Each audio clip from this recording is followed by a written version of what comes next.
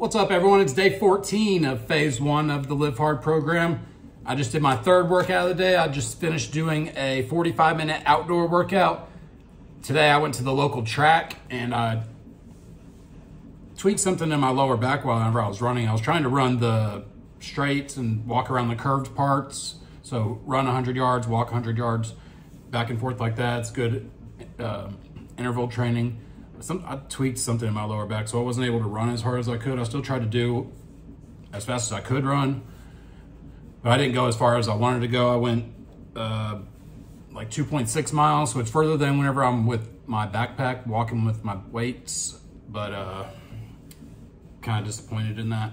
So I got that done, but otherwise it's been a good day until then. I don't know if it was just the way I twisted whenever I was running. I warmed up a little bit, but I'm just not used to running, so I'm just gonna have to build back into it. I had this issue whenever I did running on the 75 hard program, right the first time I went to doing these workouts at the track.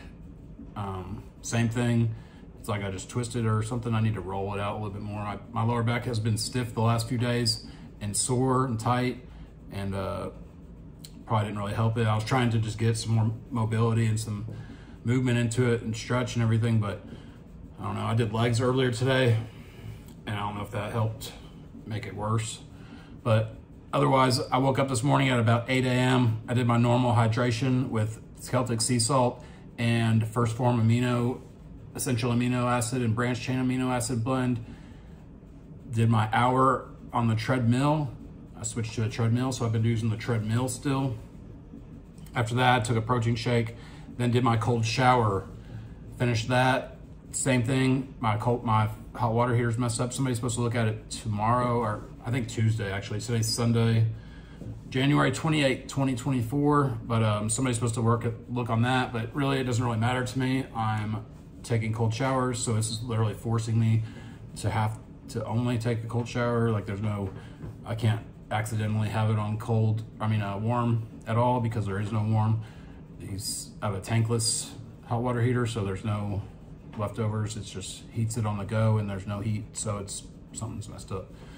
But anyways, it doesn't really matter to me. Now I'm actually taking my whole shower in the cold water, to where now it's day 14, and like I don't even care actually. It got to where it was about day 9, so okay, about day 4 probably, I sort of looked forward to starting to do my cold shower, because I would do over an hour or an hour of cardio, so I'd be ready to cool off.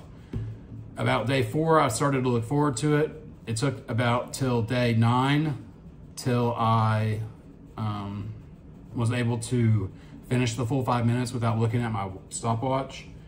And after that, it's been to day 14, where now it doesn't even faze me. So it could be similar for you, and I didn't think it was going to be something I get used to so quickly, but you just adapt.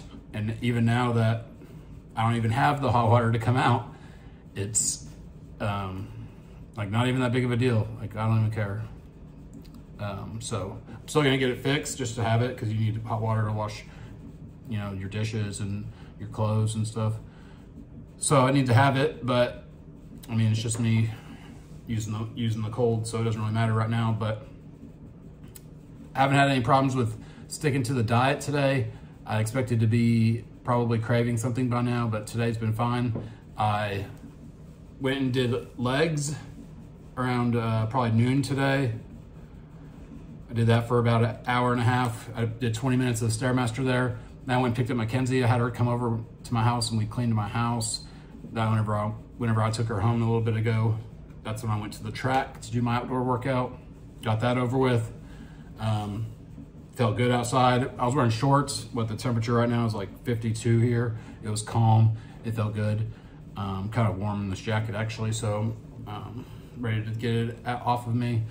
But other than that, I expect to probably start being like having more problems with cravings, just because that's just what I'm used to. So hopefully not.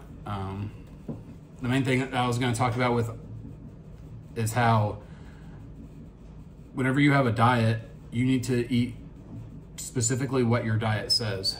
You can't, just because you're on a diet and you're eating healthy foods, or even if you have, maybe you're not doing 75 hard and you're just following a diet.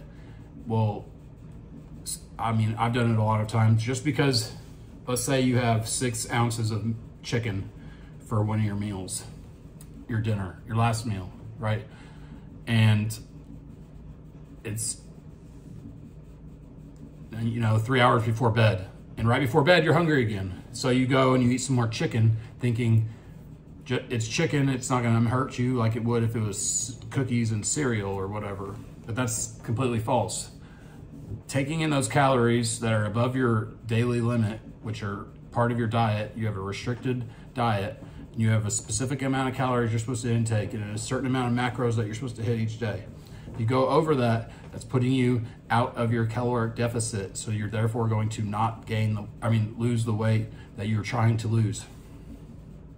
A lot of people just think, I can eat these 5 extra almonds, or I can just add all these little extra things in just because they're, healthy or they're on the program.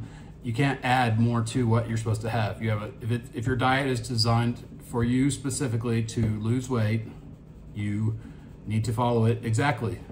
Even eating less than what it says, yes, it may, help you lose weight a little bit quicker, but ultimately it's your diets are designed in a way to where you can get, let's say you need 2,000 calories a day to maintain where you're at, your normal metabolic rate, 2,000 calories. Well, to go into a deficit, you would want to set your diet and your daily food choices and macro totals to equal, let's say it's 1,800. So you're going to get results by cutting 200 calories a day. Gradually, you're going to gradually get results. You could go to 1,000 calories a day from 2,000 to 1,000, right? You're going to be in that much of a deficit, but you're going to go throughout the day feeling like crap. Yes, you're going to lose weight quicker, but you're going to plateau at that.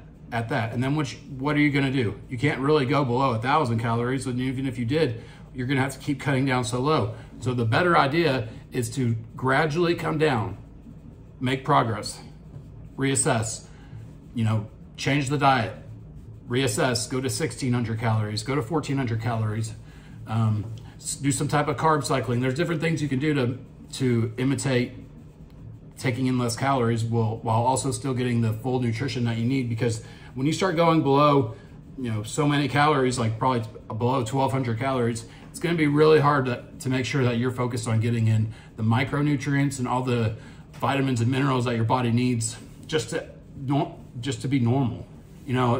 If you have been around the fitness industry very much, or bodybuilding or anything like that, you see, let's say for instance, men, start losing their hair. That's probably more, associated with the hormone usage.